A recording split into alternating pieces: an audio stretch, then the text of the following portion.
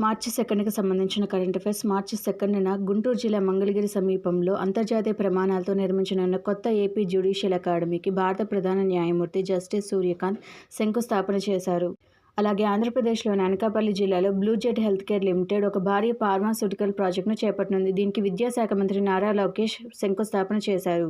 భారత్ మరియు కెనడా సంబంధాలు. యురేనియం, కీలక ఖనిజాల సరఫరా సహా పలు కీలక ఒప్పందాలపై 2 దేశాలు సంతకాలు చేశాయి. వాటికి సంబంధించిన ముఖ్యాంశాలు: మహారాష్ట్రలోని వర్ధా జిల్లా హింగన్ఘాట్ వద్ద వేనా నదీ తీరంలో 12వ శతాబ్దానికి చెందిన ఒక పురాతన ఆలయ శిలాస్తంభం లభ్యమైంది.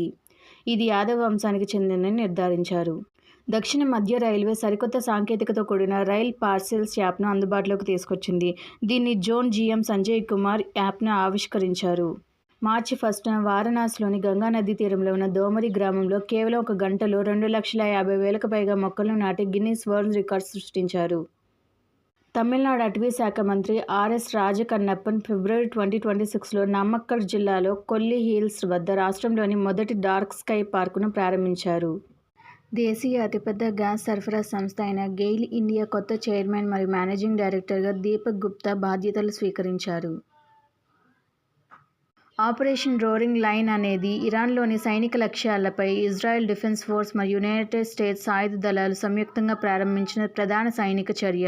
వాటికి సంబంధించిన ముఖ్యాంశాలు: ఒమన్ దేశానికి తన తొలి ప్రయాణాన్ని విజయవంతంగా పూర్తి చేసుకుని తిరిగి ముంబై తీరానికి చేరుకున్న ఐఎన్ఎస్ కౌండిన్యకు రక్షణ శాఖ సహాయ మంత్రి సంజయ్ సేథ్ ఘన స్వాగతం పలికారు. రాజస్థాన్ ప్రభుత్వం రాష్ట్రంలో 3 ప్రముఖ ప్రాంతాల పేర్లను మారుస్తున్నట్టు, దానికి చారిత్రక మరియు సాంస్కృతిక వారసత్వాన్ని పునరుద్ధరించే లక్ష్యంతో మారుస్తున్నట్టు ముఖ్యమంత్రి భజన్ లాల్ శర్మ తెలిపారు. జాతీయ రహదారుల వెంబడి వ్యాపారాలు లేదా ఇతర సదుపాయాలను ఏర్పాటు చేసుకోవాలనే వారి కోసం కేంద్ర ప్రభుత్వం అప్గ్రేడ్ చేసిన రాజ్ మార్గ్ ప్రవేశ్ వెబ్ పోర్టల్ను అందుబాటులోకి తెచ్చింది. ప్రముఖ విద్యావేత్త, రాజ్యసభ మాజీ సభ్యుడు డాక్టర్ జనార్దన్ వాగ్మరే మహారాష్ట్రలోని లాతూర్లో కన్నుమూశారు. ప్రేగ్ అంతర్జాతీయ చెస్ ఫెస్టివల్ ఛాలెంజర్స్ విభాగంలో మహిళల ప్రపంచ కప్ విజేత దివ్యా దేశ్ముఖ్ తొలి విజయం నమోదు చేసుకుంది. అండ్ ఇలాంటి కరెంట్ అఫైర్స్ వీడియోస్ కోసం నా ఛానల్ని సబ్స్క్రైబ్ చేయండి. Thank you.